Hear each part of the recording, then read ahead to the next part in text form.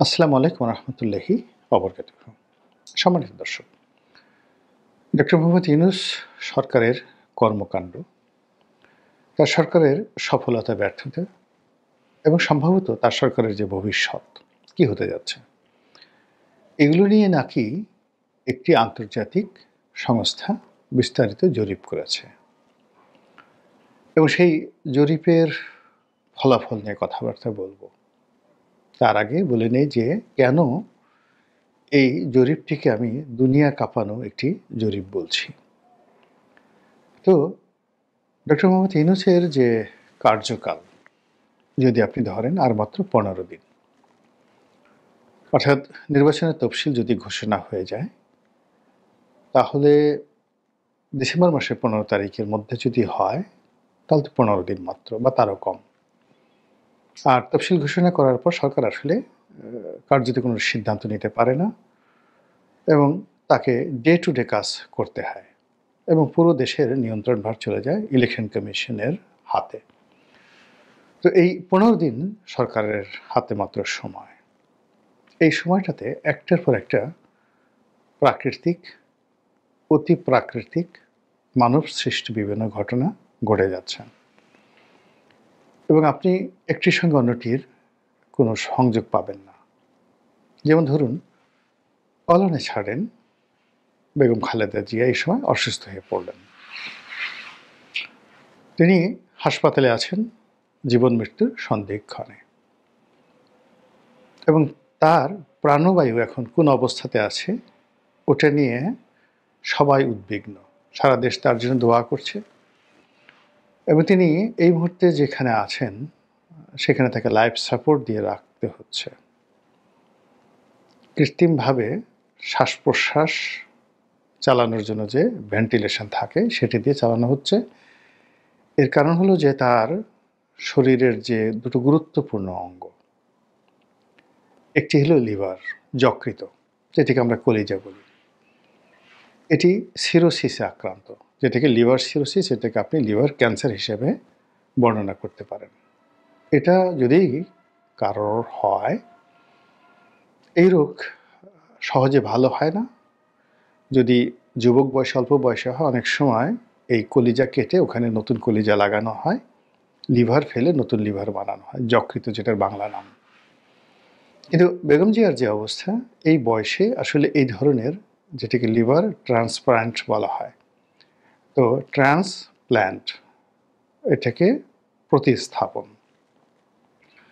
এটা এই বয়সে এই শরীরের এই ধরনের অপারেশন সম্ভব নয়।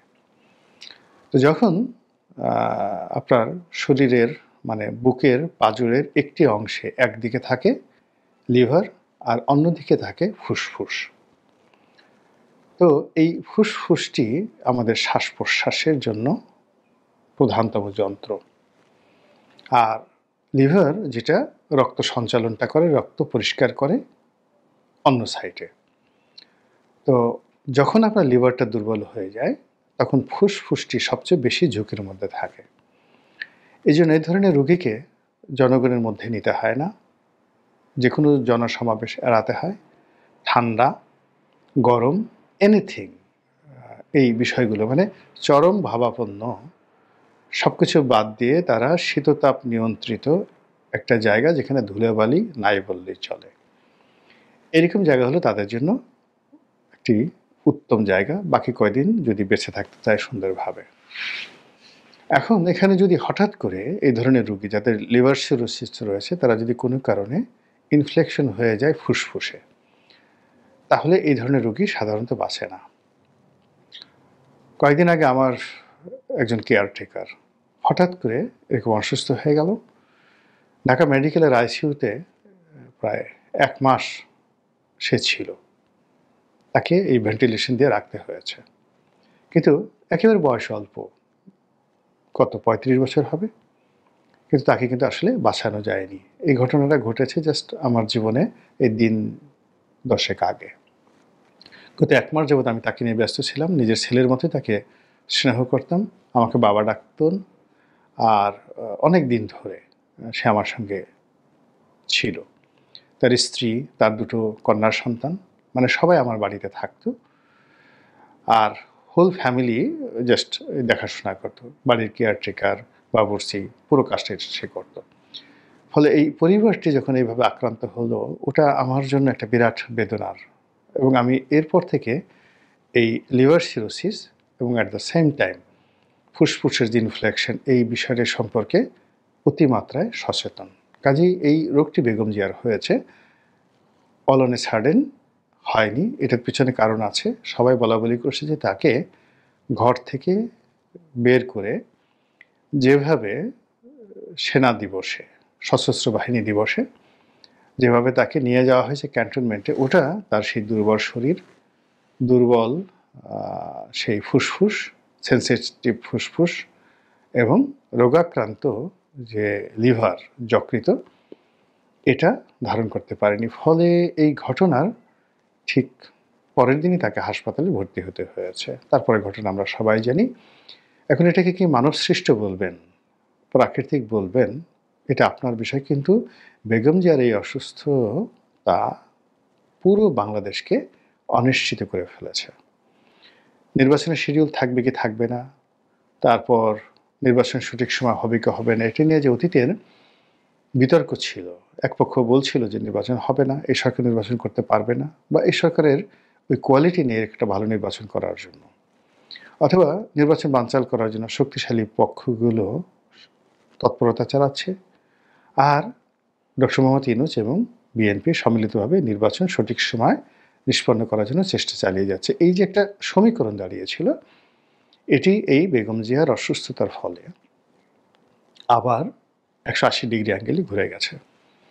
এখন উনি যেভাবে আছেন, এভাবে যদি আরও 15 দিন থাকেন, আরও 1 মাসে যদি তাকে লাইফ সাপোর্টে রাখা হয়, আমার কাছে মনে হচ্ছে না যে বিএনপির কোনো লোক এই সময়টিতে নির্বাচন করার জন্য খুব বেশি সরকারকে চাপ দিবেন বা সরকার আগ্রহী হবে। অন্যদিকে যারা নির্বাচনটাকে পিছিয়ে দিতে চান, তারা এটাকে একটি মোক্ষম সময় হিসেবে ব্যবহার করতে চাইবেন। গেল একটা।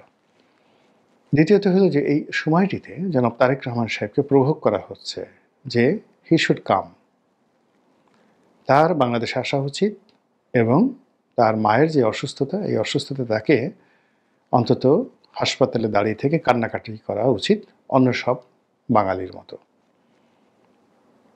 বেগম জিয়া যেভাবে অসুস্থ, সেখানে আসলে তারেক রহমান সাহেব আপনার আমার মতো বাইরে দাঁড়িয়ে কাঁদতে পারবেন, দাঁড়িয়ে থাকতে পারবেন, এবং আপনার আমার সঙ্গে তিনি সেই কাঁধে কাঁধ মিলিয়ে তিনি দেখতে পারবেন ঘটনা। এর বাইরে তার কিছু করার নেই। কিন্তু আমরা প্রভোগ করছি তাকে আসতে হবে, তার মেয়েকেও আসতে হবে, তার স্ত্রীকেও আসতে হবে, এবং আবহমান বাংলার এই মাতৃভক্তি, পিতৃভক্তি, এই জিনিসটি তাকে প্র্যাকটিক্যালি, বাস্তবে দেশবাসীর নিকট তাকে প্রমাণ করতে হবে। এবং এখন তিনি এই বিষয়টা নিয়ে এতটা সেন্সিটিভ অবস্থার মধ্যে পড়েছেন যে আজকের এই দিনে আমি যখন ভিডিওটি করছি, ডিসেম্বর মাসের 2 তারিখ দুপুরবেলা, তখন ইন্টারনেটে ছড়িয়ে পড়ছে যে তারেক রহমান সাহেব হিথ্রো এয়ারপোর্টে তিনি আলটিমেটলি ঢুকে গেছেন এবং প্লেনে উঠছেন বাংলাদেশে আসার জন্য, এবং আজ রাতে তিনি বাংলাদেশে আসবেন। আমাকে অনেকে জিজ্ঞেস করছে, তা আমি বললাম যে ভাই আমি জানি না, আল্লাহ জানেন। এখন তিনি প্রভোগ হয়ে আসবেন কি আসবেন না, এটা আর একটা জটিল পরিস্থিতি তৈরি করবে। আসলে এক ধরনের পরিস্থিতি, না আসলে এক ধরনের পরিস্থিতি।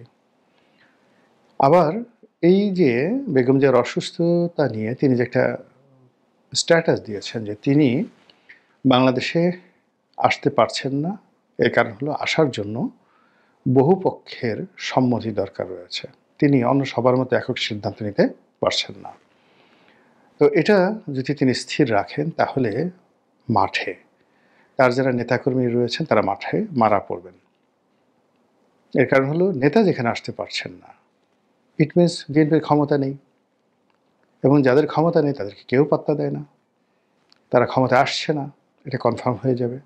যেহেতু নেতা বাংলাদেশে আসতে পারছে না, কাজেই তিনি যে মনোনয়ন দিলেন, তার দলের মনোনয়ন দিলেন, ওটার 2 পয়সার মূল্য নাই। এটা বটপাতা, বা মানে যাকে বলা হয় তালপাতা, অথবা ধরুন কাঁঠালের পাতা, যেগুলোকে আমরা টাকা বানিয়ে ছোটকালে খেলতাম। তো এরকম নমিনেশনের মূল্য কমে যাবে, প্রার্থীরা মাঠের মধ্যে ভীষণ রকম বিপর্যয়ের মধ্যে পড়বেন, অন্তর্দ্বন্দ্ব কলহ বের হয়ে যাবে, যেহেতু নেতার কোনো ক্ষমতা নেই, নেতা আসতে পারছেন না, নেতার ভোট নাই, তিনি ভোটার না, এই ইত্যাদি কথাবার্তা কিন্তু ইতিমধ্যে এটা মানব সৃষ্ট অথবা প্রকৃতির সৃষ্ট, বাট ফ্যাক্ট।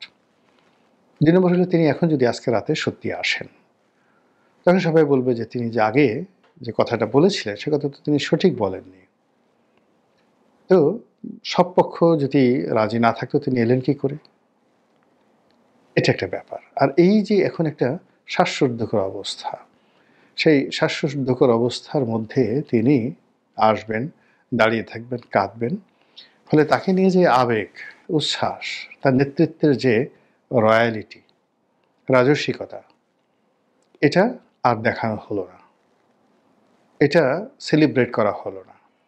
ফলে তিনি আর মির্জা ফখরুল, তিনি আর সালাউদ্দিন সাহেব, তিনি নাহিদ, সার্জিস, আমতারেক, নুরুল হক নুরু, পার্থ, ব্যারিস্টার পার্থ, ববি হাজ্জাজ, জোনায়েদ সাকি, এদের মধ্যে খুব বেশি পার্থক্য করা যাবে না। এখানে হলো যে সবাই তো আমরা মানুষ, রাজা আমরা বানাই, তাকে পোশাক পরাই, তার জন্য বড় একটা চেয়ার দেই, তার মাথায় একটা মুকুট দেই, তার জন্য ঘোড়া তৈরি করি, তার হাতে একটা চাবুক দিয়ে দেই, এরপরে সে আমরা বলি সে রাজা। কিন্তু সেই রাজা যখন ওই সব কিছু ত্যাগ করে ছদ্মবেশে বের হন, তখন আমরা তাকে একজন সাধারণ মানুষ মনে করি। বাংলাদেশের রাজনীতিতে বেগম জিয়া, শেখ হাসিনা, মানে আমরাই তাদেরকে রাজা বানিয়েছি, কিন্তু তারা যখন রাজনীতিতে রাজা হননি, তার আগে দেখবেন তারা গৃহবধূ, একেবারে গৃহবধূ, কেউ তাদেরকে পাত্তা দিত না। তারেক রহমান সাহেবের আগের ছবিগুলো দেখেন, জিয়া রহমান সাহেব মারা যাওয়ার পর তার ছবি দেখেন, কিংবা ৯১তে হাওয়া ভবনের সময় তার ছবিগুলো দেখেন, he just like a ordinary man. এখন আমাদের দেশে তো অর্ডিনারি ম্যানকে কেউ রাজা মানে না, অর্ডিনারি ম্যানের কেউ কমান্ড মান্য করে না, এমনকি একজন অর্ডিনারি ম্যান খুব জ্ঞানী গুণী হলো তার কথা কেউ শুনতে চায় না। আপনার পদ থাকতে হবে, পোর্টফোলিও থাকতে হবে, মেকআপ গোটাপ থাকতে হবে, যেমন রবীন্দ্রনাথ, অত বড় দাড়ি না থাকলে আর চুল না থাকলে তাকে লোকজন রবীন্দ্রনাথ মনেই করতো না। নজরুল, তার যদি এরকম ঝাঁকড়া চুল না থাকতো তাহলে কেউ তাকে নজরুল মনে করতো না। This is the fact. মানে আপনাকে বুদ্ধিজীবী হতে হলেও আপনাকে ভং ধরতে হবে, ভং ছাড়া কখনো আপনি বুদ্ধিজীবী হতে পারবেন না। অনেকে দেখবেন দাঁত মাজে না, জটা মাথায় বিরাট জটা পরে, বিরাট জুব্বা পরে, অনেকে দাঁত মাজে না, তার সঙ্গে সঙ্গে আবার কেউ কেউ তো ন্যাংটা হয়ে থাকে। এটা হলো বিশেষত দেখানোর জন্য, ন্যাংটা ফকির, ন্যাংটা বাবা। তো রাজনীতিতে এরকম একটা হিম্যানশিপ করতে হয়। আর হার রয়্যাল হাইনেস, বেগম যে এখানে বিখ্যাত তার রয়্যাল হাইনেসের জন্য, তার অ্যাটিটিউডের জন্য। বাঘ আর শিয়ালের মধ্যে ডিফারেন্সটা কি? রয়্যাল অ্যাটিটিউড এবং একটা সোর্সের ভাবের জন্য। তো সেক্ষেত্রে তারেক রহমান সাহেবের যে নেতৃত্বের যে শাইনিং দিকগুলো আছে, এটাকে বিএনপি সেলিব্রেট করে যেভাবে তাকে বাংলাদেশে বরণ করে নিতে চাচ্ছিল, বহু সংখ্যক মানুষ উপস্থিত হবে এবং তাকে সিংহাসনে বসানো হবে, তার জন্য বিশেষ বাড়ি প্রস্তুত, just like a king, just like a future prime minister. ওটা এই মুহূর্তে এসে মানে একেবারে আমতারিখের পর্যায়ে নামিয়ে দেওয়া হলো। যদি তিনি আসেন, এটা সম্ভব না এই সময়টাতে, মানে এই ধরনের ফিউনারেল অনুষ্ঠানে, শোকের অনুষ্ঠানে আপনি আলাদা হতে পারবেন না। এবং আপনি দেখেন যে ভারতে রাহুল গান্ধী এভাবে খুব সাধারণ হতে চেয়েছিলেন, কিন্তু পারেননি। এখন তাকে আবার সং ধরতে হয়েছে, আবার তাকে অসাধারণ হতে হচ্ছে, তার বোনের সাহায্য নিতে হয়েছে। আমাদের এই যে ঢাকার নবাব পরিবারটা, নবাব খাজা সলিমুল্লাহর হাতে শেষ হয়ে গেল কেন? নবাব খাজা সলিমুল্লাহর একমাত্র অপরাধ হলো তিনি হাজী মোহাম্মদ মহসিন হতে চেয়েছিলেন। তিনি সারাক্ষণ গরিব মানুষের সাথে চলতেন, নবাবী পোশাক আশাক পরতেন না, এই জন্য তার বাবা তাকে দুই চোখে দেখতে পারতেন না, এবং তিনি স্পষ্ট জানতেন যে এই ছেলের হাতেই আমার এই নবাব পরিবার ধ্বংস হয়ে যাবে, এবং তাই হয়েছিল।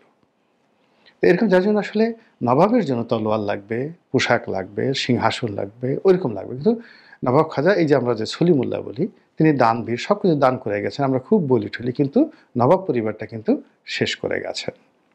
এই হলো অবস্থা।